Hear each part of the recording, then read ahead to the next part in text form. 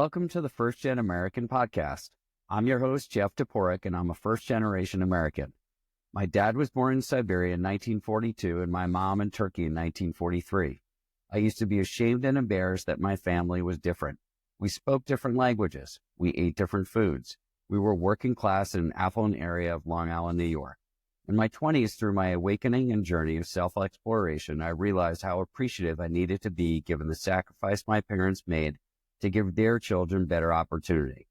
I realized that being first-generation American was more of a superpower than something to be ashamed of.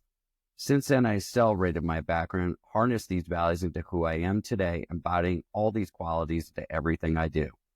In each episode, I'll be interviewing first-generation Americans, helping them tell their stories. I hope you enjoy the show. Please subscribe and like the show, and feel free to send comments or even interviewee suggestions. Thanks for listening. Known Rabbi Arnie Rachlis for over a decade. My family has been a part of that congregation since we moved to Orange County, and I was really excited to interview him. I actually never knew he was first-generation American until I reached out asking for assistance on who would be good people to interview. And it actually wasn't until Cantor Ruti, his wife, let me know that Arnie was first-generation American. So I'm really excited he got to spend the time with me and tell his story, which in this first episode we touch on many things, but we hear about the journey of his parents and how they came to the United States separately traveling here.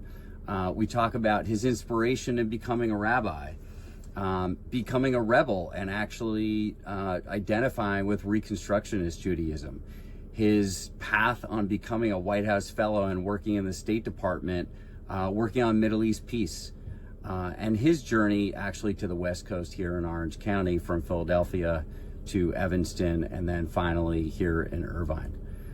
Really excited to share it with you. I hope you enjoy it. I learned so many things I never knew about him, and that's one of the favorite things I enjoy about doing the podcast, especially with people that I know, is learning about so many things I never knew before.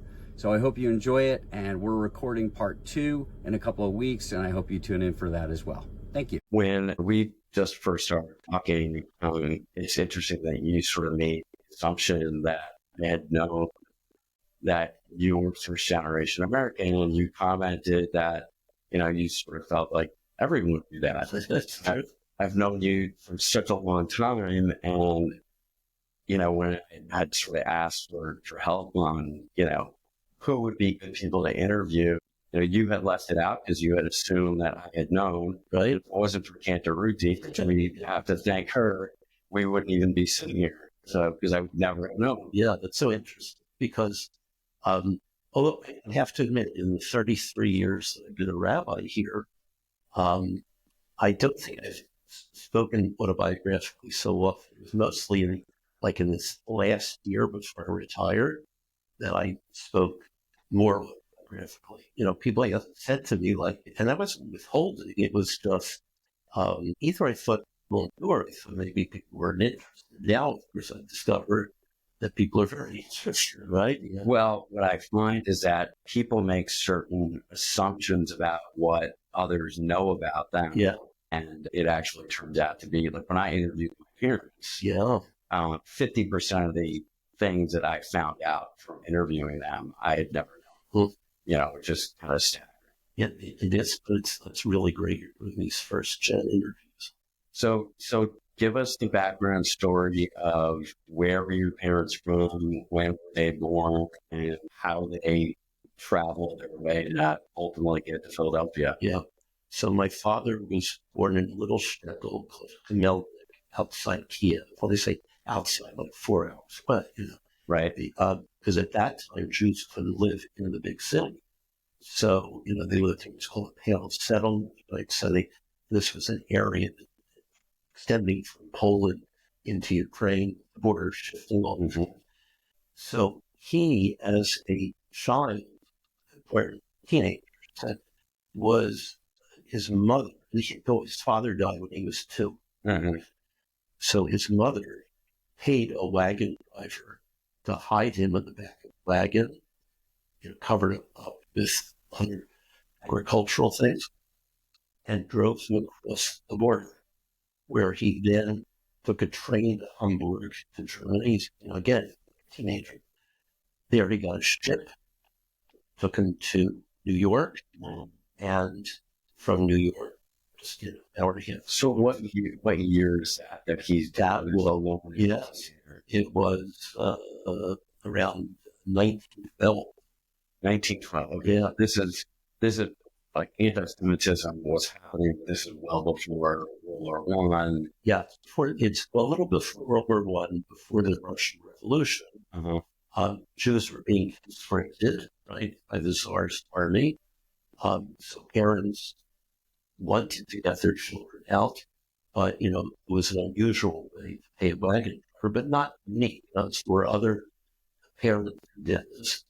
And he had siblings who they got out in more conventional ways, because he was so young. His brothers were older, so they kind of maybe were in their late teens, early 20s. But he was young, but my grandmother had this feeling that, he would be conscripted. Oh, and you get conscripted for 25 years. So what does conscripted mean? Draft. Okay, drafted 5 years. Yeah, wow. And basically Into the Russian. So the Tsar's soldiers would come into villages and capture Jews, put them in the military for 25 years. So It's interesting. I wonder if ultimately that's what happened to my grandfather. for that reason. Yeah. So did your father ever see his siblings or? Yeah, he thought, well, remember his mother got news. Right. His mother survived. So he came here to Philadelphia. His brothers, one was in Philadelphia already, another one started in Philadelphia, went to Chicago and died in the flu epidemic in 1919. So he and his brother were the only two to get out and survive. Again, he had a few sisters, they did not get out, and some of the sisters died in genres, which was actually, pre-20th century, early 20th century, pretty common. Right. In rural areas, Eastern Europe. So he came here, Philadelphia. Do you know why Philadelphia? Yes, because his brother, a couple of years earlier, and it was a cousin. And in fact, the cousin brother lived in this area of West Philadelphia, a few blocks from each other, and then he joined like that, literally on the same block as his cousin. And he eventually brought his mother over in the early 1920s. Okay. Yeah. So, but he, being the youngest child here, was put in charge of taking care of his mother. So, he was a doctor. So he had a medical office on the first floor. He lived on the second floor, and his mother lived on the third floor. So this is your dad? This is my dad. Yeah, my dad was, and my mother was a doctor. So my so he came here obviously without an education. Right. He was a yeshiva brother. He was a student of Jewish studies, so to speak, with no specific training except being educated. But so when he came to Philadelphia, didn't have money to medical. Sure. So he worked. So he had to go to high school. Yes. He finished high school here. Then he worked, so to speak, in a Spanish job, doing needlework and sewing. Sure. To make enough money to go to college. And then he became a pharmacist to make enough money to go to medical school. So where did he go to college? So he went to George Washington University for college. Huh. He went to Temple University for medical school. Wow, so that's quite a journey for someone that, a literally from a wagon all the way through moving yourself through medical school. Yes, and eventually he taught Temple University Medical School and acted in a private practice. Was he? He was ear, nose, Okay. Very handy. Yeah. So, but he delayed getting married and having a child. I'm an only child. Okay. Because he was taking care of his mother. Yeah. He was very strictly Orthodox. She had 2 kitchens on that lot. 2 areas in the kitchen. Wow. She wore a Chantal wig, She was, somewhat disapproving of my father's choices in who he went out with. He generally went out with people he met at the hospital, doctors, nurses, that kind of thing. So was he observant, or? Well, he was raised to be observant, but no, I would say by the time he established himself in America and his mother came over, he was no longer observant. Right. You can imagine the tension. Yeah. Right. And it's all of those 3 quarters, right? There's his profession, his personal life, his mother. Did he own the building? He owned the building. Yeah. Wow. That's. And I was born in that building. After he married my mother, we moved away at about 3 to a very Jewish neighborhood. That was a Jewish neighborhood. By the time I was, when you think of it, he bought that building like in the late 1920s. So I was born in 1949. So it was no longer really a Jewish neighborhood. So when he had a child, it was time to move. Right. My mother was from Vienna, very different background. She was, there's a term in Hebrew, maskil, means an enlightened Jew, meaning she went to the University of Vienna, studied English literature, then she went to medical school at the University of Vienna. This is a little bit like Freud, Mm-hmm. and literally she lived, about a mile from University of Vienna medical school. How I know this, I have been to my mother's apartment in Vienna, still standing, and I have been to my father's village in Melnik, in Ukraine. Wow. So, and I took my chance. I wanted them to say, where their grandparents were from. Now, my mother's parents were killed in the Holocaust, and she was also an only child. But 33 family members were including her parents. So, all right, let's wrap our head around that. So when she goes to medical school, Because how does that even happen as a Jew in Vienna? well, until she went to medical school in the early to mid 1980s. Vienna was invaded in 1938, and so she was able to complete. She was going to be a psychiatrist. Okay. But she finished her medical school. She wanted to continue. The Nazis came in. She knew she had to leave. And it's a really interesting story about how she left. But so she never got to be a psychiatrist. She was a general practitioner. Later she took an exam here in America, became a family practitioner, which is similar, but she wanted to be a specialist. She, for decades and decades and decades, she felt that was taken away from her. And she was one of the oldest people to ever take the family practice exam. She took it like when she was in her 70s. Oh, yeah. Because this was like... It was really important. Yeah. So how did she get out and none of her family members? Yeah. Well, her parents were born in Poland. And the visas to go to the United States were based on where you were born, not where you were living. Mm-hmm. So they were living in Vienna. And her father was in the oil business. So when I was growing up, she told me her father's in the oil business. I thought, like Texas oil. That was the olive oil. So saying olive oil from Italy to Vienna. And he, she came from this masculine, enlightened Jewish background, very cultured, and you can imagine, in the 30s, very cultured. As a child, her father took her to synagogue every Friday night to listen to the cantor. Mm-hmm. Because in those days, rabbis had a different role. It was more halachic, they interpreted Jewish law, right? Or they gave sermons like here. So the cantor, and they had these virtuoso cantors, like they did in New York, in the early 20th century. So people flocked to synagogue, not out of piety, but to hear the cantor, to be with other Jews. Well, the synagogues were built for those acoustics. And they were. Yeah. So, and, when on Kristallnacht, when all the synagogues and Jewish businesses were burned, her synagogue that she grew up in, I visited, still stand. The reason is it's a synagogue built between other buildings on the block, with common walls, and businesses around the synagogue were not owned by Jews, as Nazis didn't burn the synagogue because they didn't want to burn the businesses of the other Viennese citizens.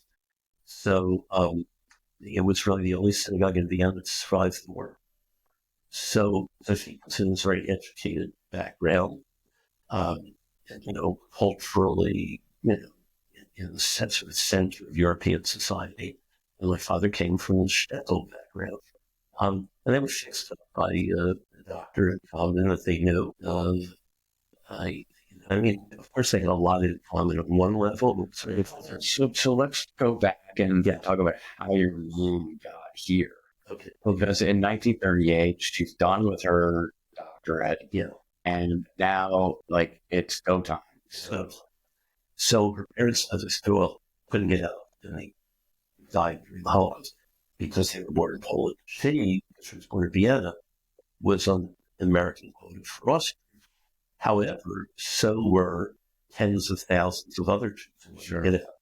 So the Yiddish mind, things like the JCC, Jewish Community Center, the Yiddish mind had phone books of major cities in America, and they invited Jews who wanted to leave to come in and look at those phone books and find a name. My mother's name was Glansberg, to find another Glansberg, and that they would help her and these other Jews write, mostly telling, they would wire those families in the United States and say, will you provide an affidavit for this Viennese Jew saying that you are related to them? And most of these Jews in America were not related, let's be sure, but they wanted to save their fellow Jews. And so my mother had actually 3 or 4 people competing for her. You know what I mean? In New York, in Philadelphia, a few other places, Boston, people who had the same Glansberg, not a common Jewish name, but, it has that Berg at the end. Sure. Right. So other Glansbergs signed those papers and she got out. The day before she left, she had her ticket, her boat ticket, and all her paperwork. The Nazis actually came to her apartment. She lived with her parents, as unmarried women did as it, and they confiscated some of the documents. But my mother wisely had copied the documents out there, knowing that this could happen.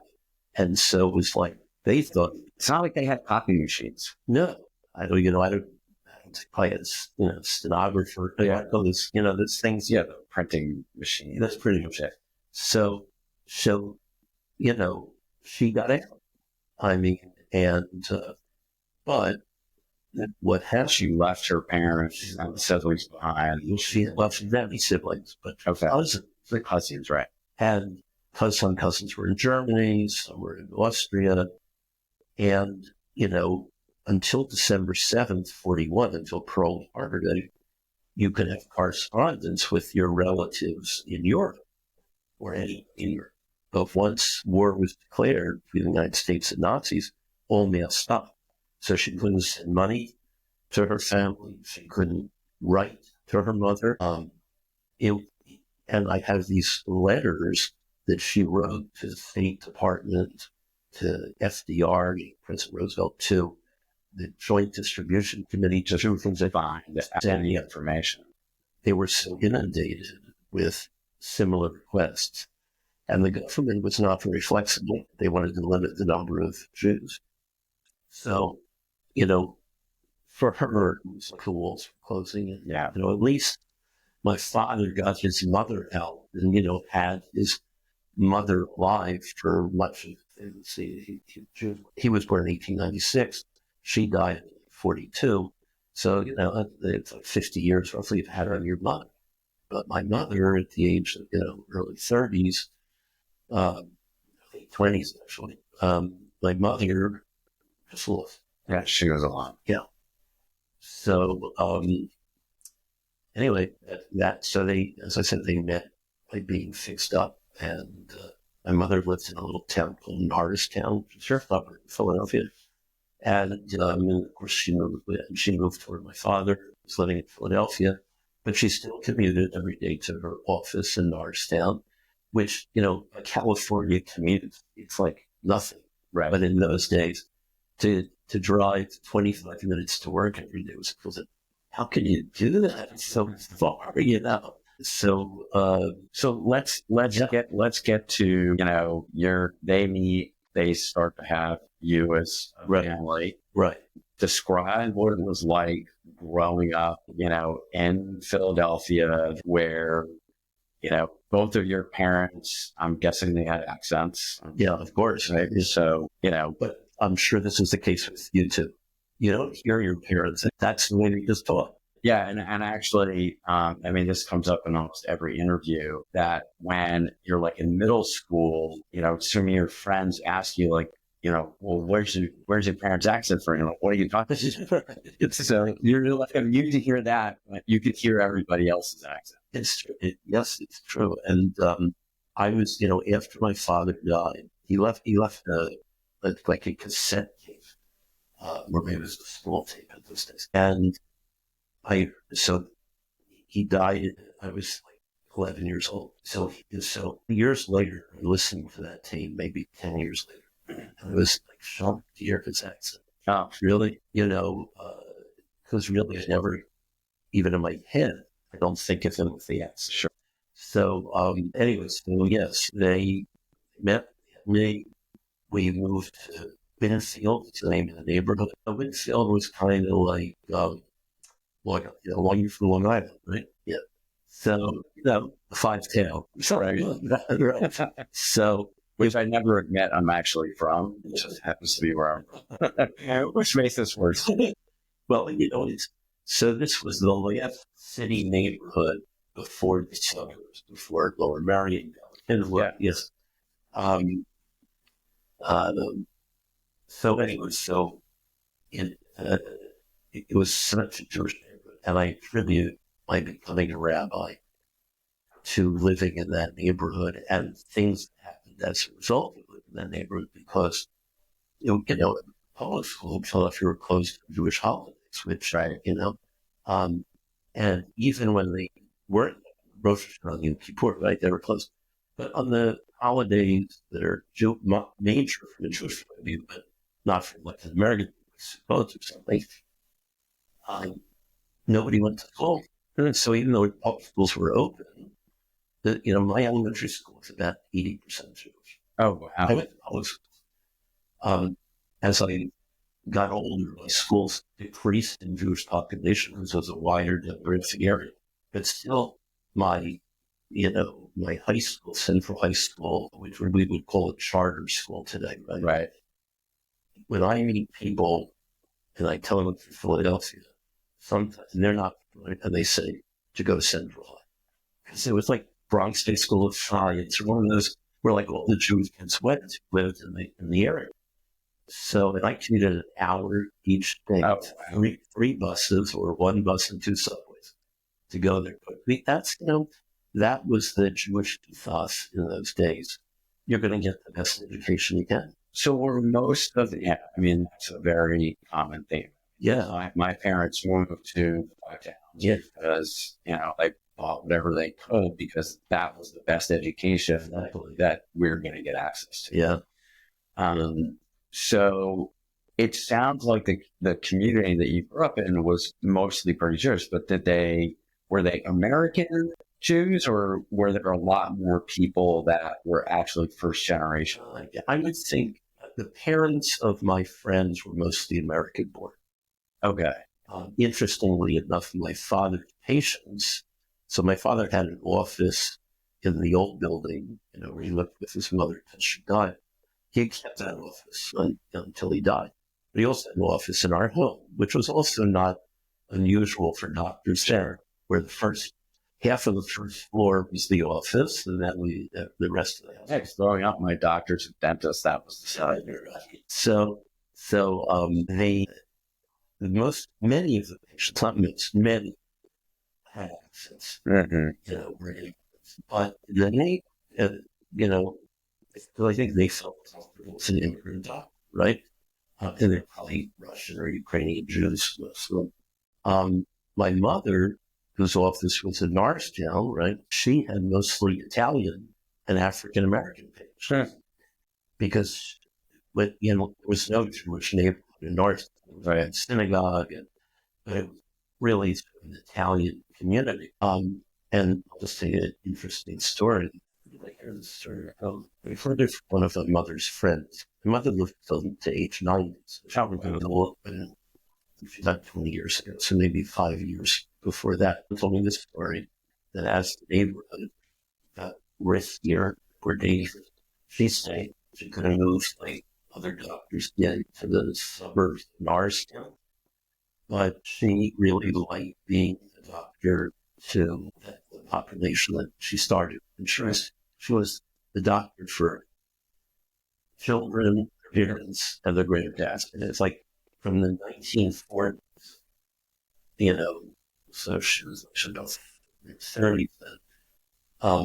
Until she was in her 80s, she practiced out in that neighborhood. And the story here was people or other doctors were trying to convince her to move your practice to, something like 2 miles away in the south. And, she said, I know a lot of friends. And they said, this drug dealing going on in the corner, violence. And this person who said, the gangs protected my mother. Because she was serving the community, and she's untouchable. Exactly. Everybody, she could walk the streets freely. No one ever going to. Don't touch the dog. Was right. Don't touch them. Makes a lot of sense. Yeah. So she got a lot of joy of and she was a real social activist. So this a lot the side of me. My father was more politically conservative. I mean, I wouldn't call it conservative. I call it maybe today it'd be like middle of the road or something. But my mother, because of this experience she had with the Nazis, I think, of seeing, 6 million just to be wiped out and 33 of her own family members, and the pain of being, my father was dislocated when he was a teenager. My mother was like the cusp of finishing her profession in this amazing city in Europe. And she was a real civil rights activist. She was, in my whole growing up, the person who had respect for African Americans more than anyone, more than any teacher, more than any rabbi, it was just like in her DNA, her culture. She identified. Yes, exactly. How they were being oppressed. Absolutely right. I'll tell you one story. When she built a carpool to junior high school, and with a she was driving, and this was the neighborhood was starting to have some African American families in the neighborhood. And as we're driving, kid in the back seat, I remember this story too. Said, "Oh my God, that's for the insurance effort. Negroes, what?" My mother stopped the car, and she pulled over, and she said to this kid, "If I ever hear you say that again, you are going to walk to school." And yet I was a child, embarrassed in that moment. But a year or so later, when I kind of came to consciousness myself about these things, I realized it was like a heroic moment. It taught me. What's amazing that it only took you a year to get to that point, because a lot of first generation Americans, they don't really appreciate where they came from or wherever it is until much later on in life. And for me, it didn't happen until really college. I started to do a little bit, but really after I graduated, I was actually working, and I took a step back and really understood, wow, that was much more of a superpower than I ever realized, then that's something I should ever be embarrassed Yeah, absolutely. When you're a teenager, you're embarrassed by anything your parents do that where your friends will not like you because of what they said. But it's one of these networks that is like so formative in my about. social activist outlook. Anyway, so So what was it like, did you face any adversity being from parents, or did you have any embarrassment, or it was easy for you to kind of embrace? my father's first name was Port, like Baruch. It's an unusual name, and we had a shingle outside, the front door, being on the street. We walk past the house, where's Rachlis in me? And the kid said, "What kind of name is that? Birch? What is that?" And he said, And it, "Right." And I remember being a little embarrassed at that. It's the only moment I really recall, because my parents were very respectful of the name.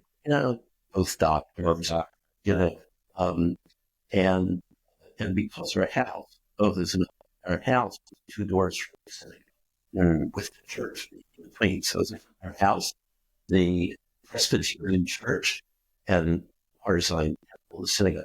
And this was the Harzine Temple was like Wilshire Boulevard Temple. It was like this thousands of families, and it took up a whole square block of gymnasium, and had a baseball field of block. But I mean, it's the synagogues where the community gathered. It's really, And they were the first us. we were poor. We would come over to our house in the afternoon to rest. Right. Right. We didn't serve food, but we people would like lie in our sofas, because they wanted to take a break from services. So that's a very different perspective, because you were in a community that was predominantly Jewish. Yeah. So very accepting. And your parents were like really a big part of the community itself. They were. Proximity to the synagogue. And yeah, I mean, it sounds like you were able to really embrace it and harness it at a young age. Yeah, I mean, that's why I say the trajectory of living in that neighborhood and everything that went along with it didn't make my becoming a rabbi inevitable, but it helped enable it, because the synagogue was the major institution in the neighborhood. There were a couple smaller synagogues. This was a big conservative synagogue. It was a little Reform synagogue, Orthodox synagogue also a little, but this was like, the big synagogue. And that's where my friends went. And that's where, when I went there for junior congregation on Sunday mornings, my parents didn't go to synagogue very much for service. So, Friday nights we stayed home, and we rarely had Shabbat dinner. We had a quasi kosher home, meaning we didn't have, pork, bacon, shellfish. Right. We didn't have kosher meat. My mother didn't like Shabbat candles. Oh, interesting. So I didn't come from a ritual home. I came from a Zionist home. My father was the president of medical division of Histadrut. Histadrut is labor Zionism. Mm-hmm. So, we had kind of my mother's social activism and my father's Zionism, and we were very culturally Jewish art on the walls, Jewish books on the shelf. So, and then they sent me to thanks. My mother sent me to Camp Ramah. Okay. I stayed in summer camp. I was involved with USY, the youth group, and that. And part of that is because like your friends from the community were probably going too, Yeah. And so it's kind of part of what. It's the thing you do. Yeah. It's true.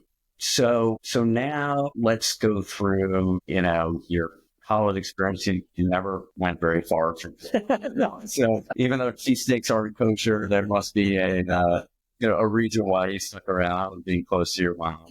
I think, it's like my father with his mother, I mean, he felt his obligation to take care of her, and that was his position in the family, by being the youngest. Well, I was the only, my mother was widowed.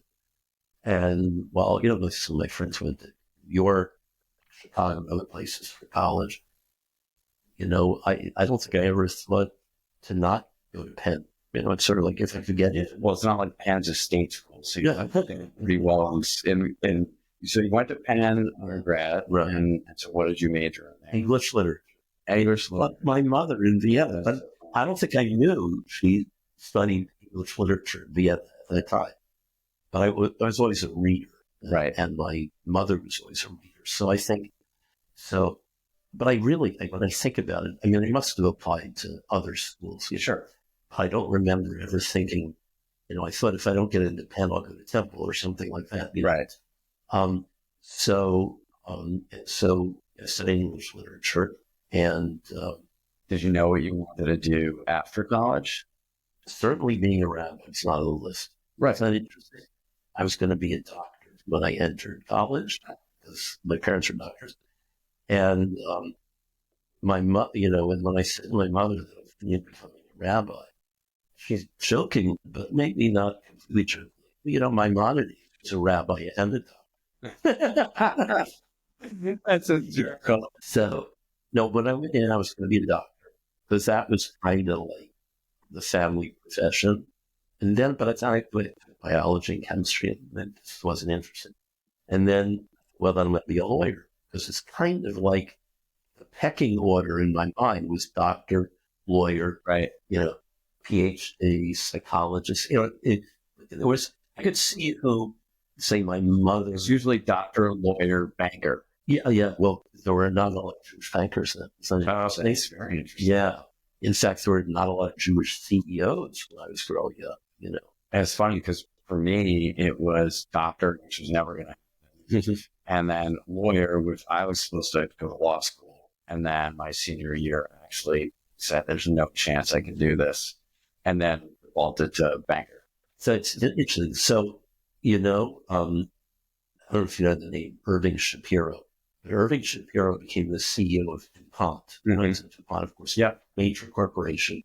He was the first Jewish CEO. This is in my, I don't know what year, in the 60s maybe. That's how infrequently Jews were CEOs or bankers it was a very different world. Right. You go to Penn, you get your literature degree, right. And so then what do you do? So then I decided about late junior, early senior year to go to either rabbinical school or to a PhD program, Brandeis in Jewish Studies. So you knew at some point in college, let's say late junior year, I had a professor named Bob Seltzer at Penn, Jewish Studies. He is still alive. Wow. He's 90 years old.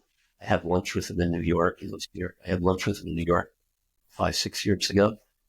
I mean, he also changed my life because he said to me, he was first ordained as a rabbi. Then he became a Jewish. Said, I was never a good rabbi, but you would make a good rabbi. He kind of planted that interesting idea in my head. And so that's not the only thing that happened. But so why did you feel like you wanted to become a rabbi? What was the path that you saw that you found? Because some people go the rabbinical route because they want to, they want to help people, or they want to do the academic version of being a rabbi. Yeah.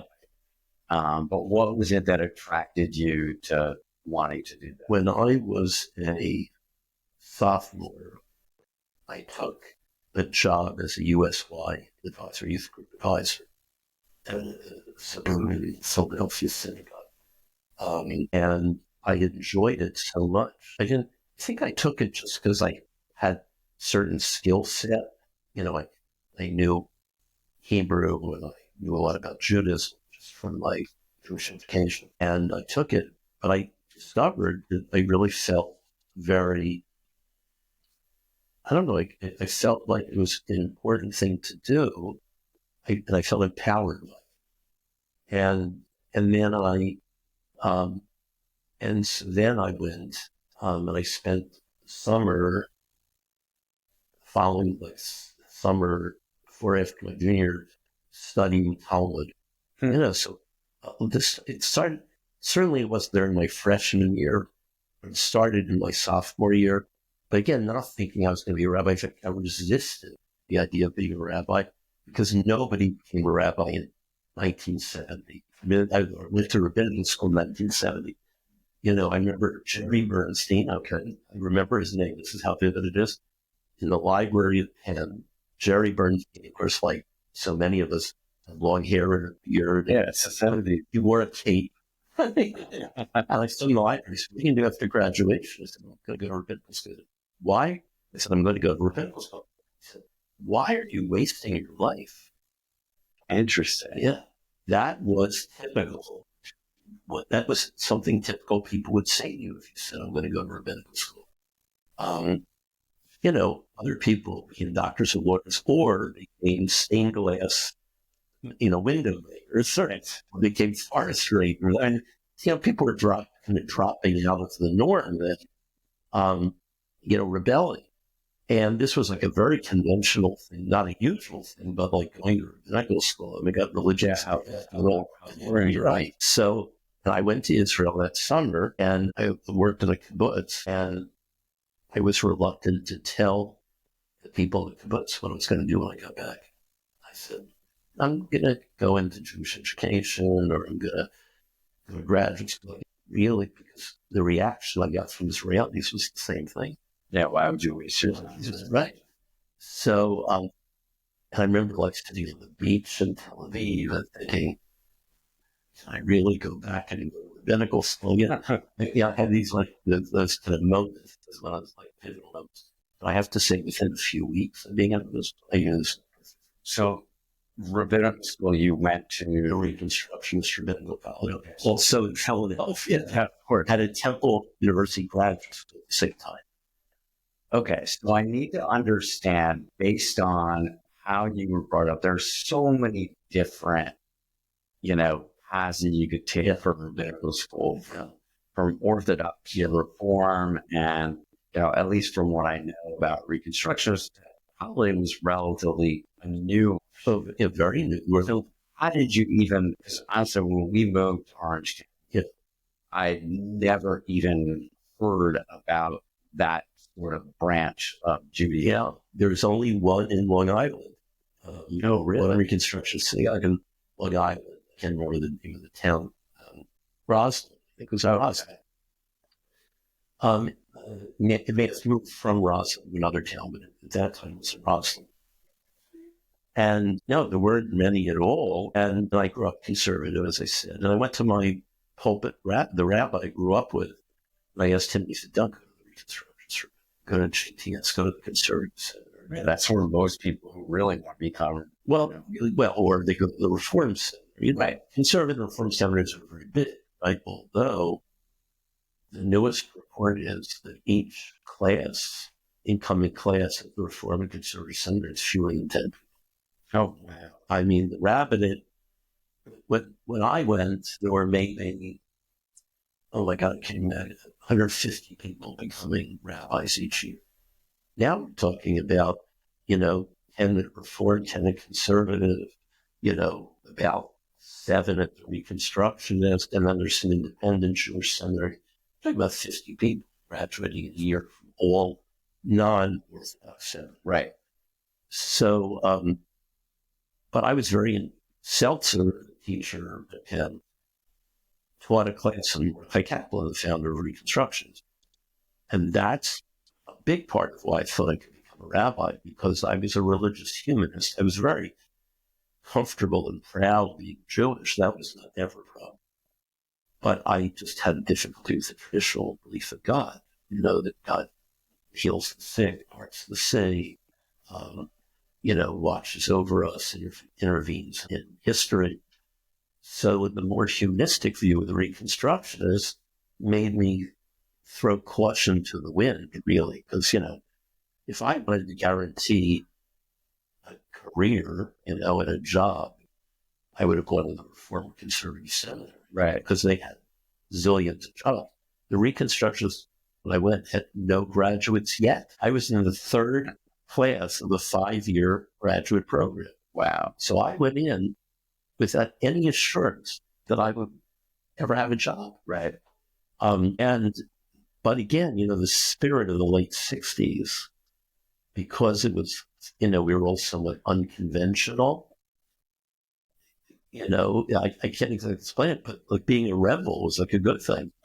Yeah. I mean, it sounds like that fit what your spirit was kind of telling you, which is, I do want to become a rabbi, but I have to do it in a way that my soul believes. Yes. So that I have conviction over it. Yes. And I think, if you do anything like that, it develops a passion for it.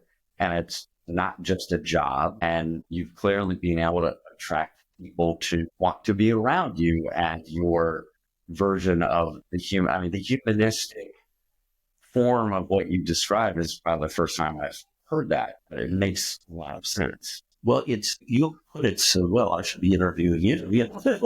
But honestly, it allowed me to bring together this very rich Jewishness they had, which included my parents being immigrants who had to leave because they were Jewish, and the social activism, and the history, because so often we have a Torah from the Holocaust. Yes. And, every time you mention it with such incredible deep meaning that it's funny that I never put it together of like why you felt so connected to it.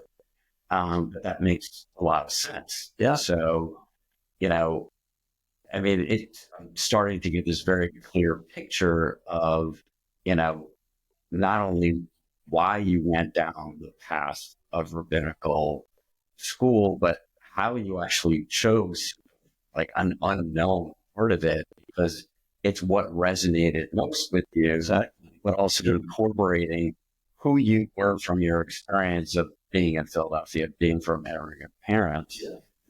100% right. There's a Jewish philosopher named Emil Feckin. He passed away a long time ago. But he said how in Jewish tradition there's 613 commandments, according to Jewish tradition. He said the 614th commandment is not to give Hitler a posthumous victory. And I think that's a big part of it, that they're just not going to kill us. I'm going to be around.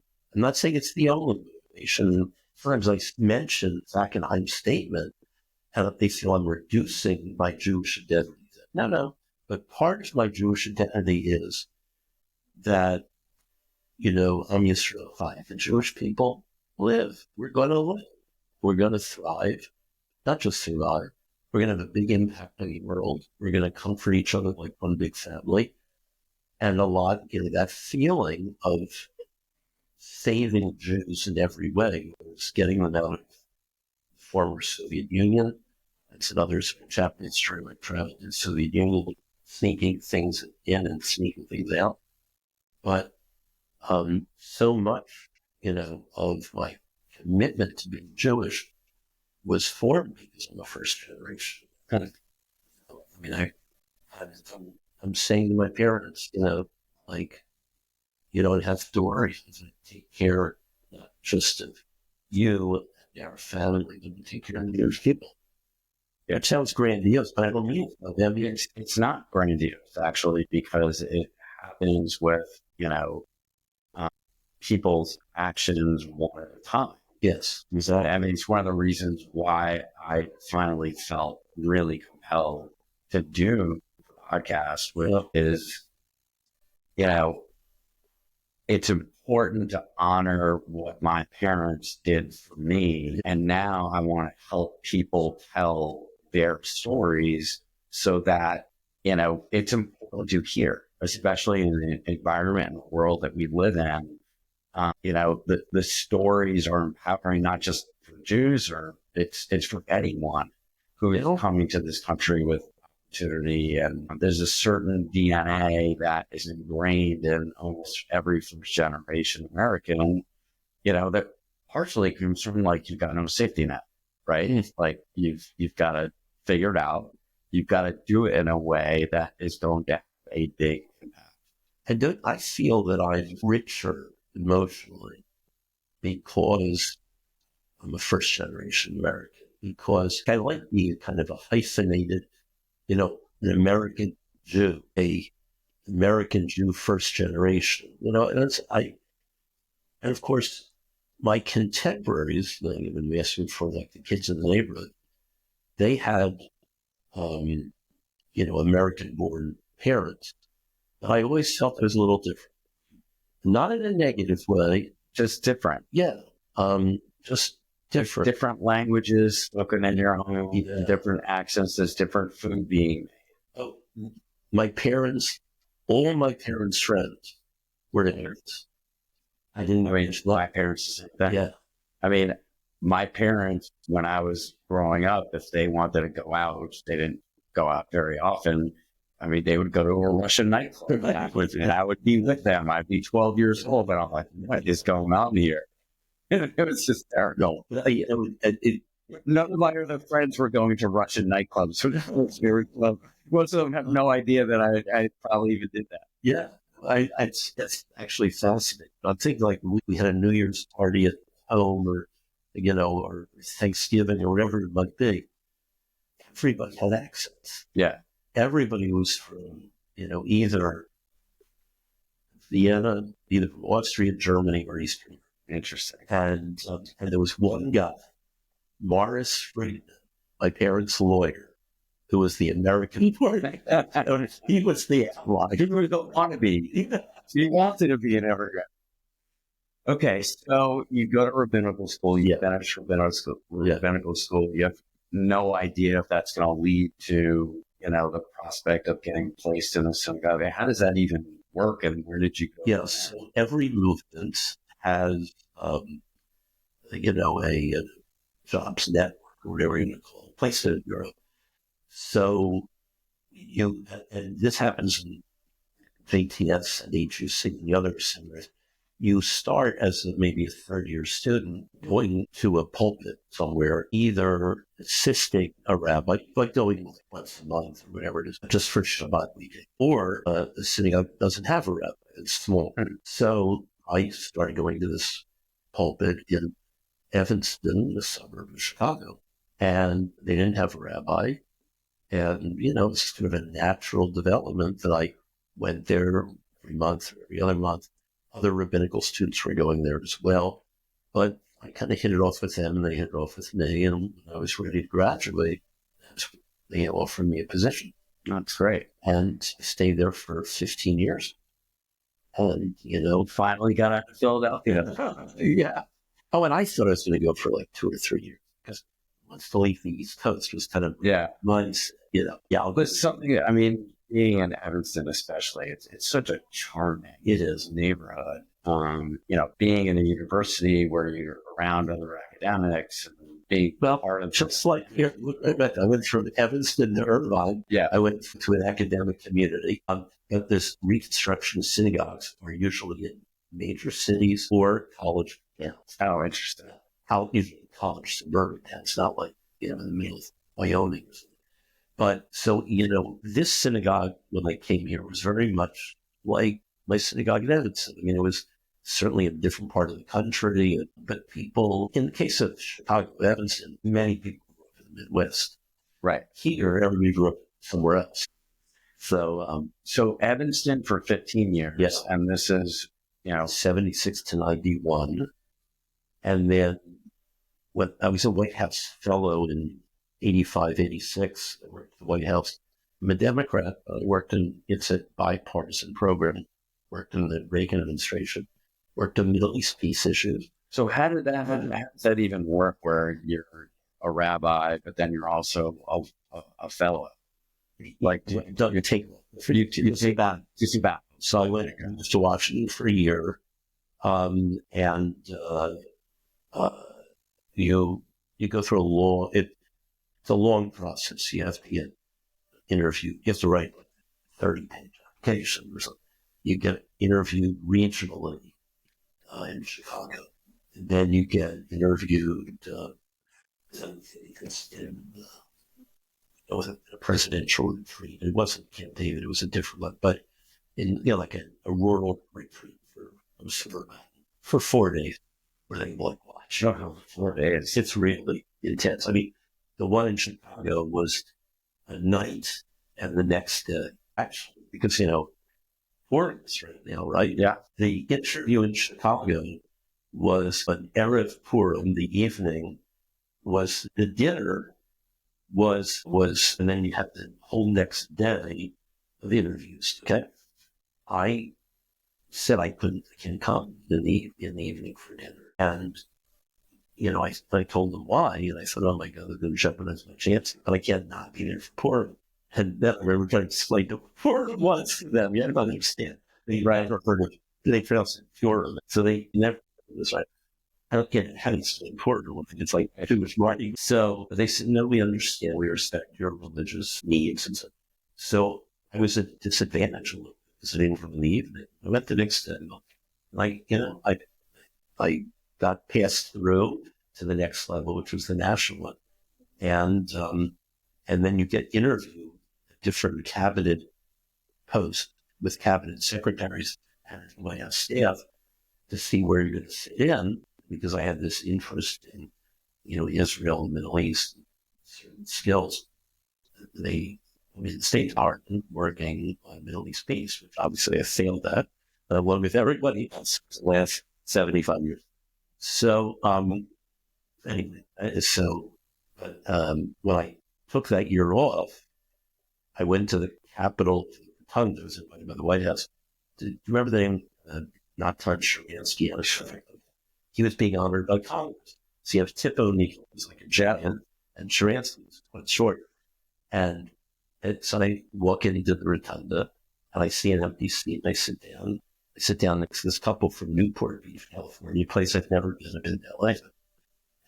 Hal and Hinda Burrell, founders of the Civic Arts. And that dance meeting was like, it's a share, It's like, I sat down next to them, talked. We saw each other the next night by coincidence at a Jewish event. Yeah, American Jewish Committee was having a convention. So I went to, honor the director of the committee at the next night, and the girls were there again. And they said, will you come out to our little Havurah? It's now in living rooms in Newport Beach, and speak to them about Reconstructionism, about being White House fellow. So I said, sure. And they said, when are you going to be in the LA area? And I said, no, in 6 months I have a conference there. And it was like this spring. So at this point, did you have family already? Yeah. So you moved your family to Washington for the year? Yeah. And then but I have to say, being a White House fellow helped dislodge me. Even though I loved the United States. Right. It made me think I could do a chapter too. Yeah.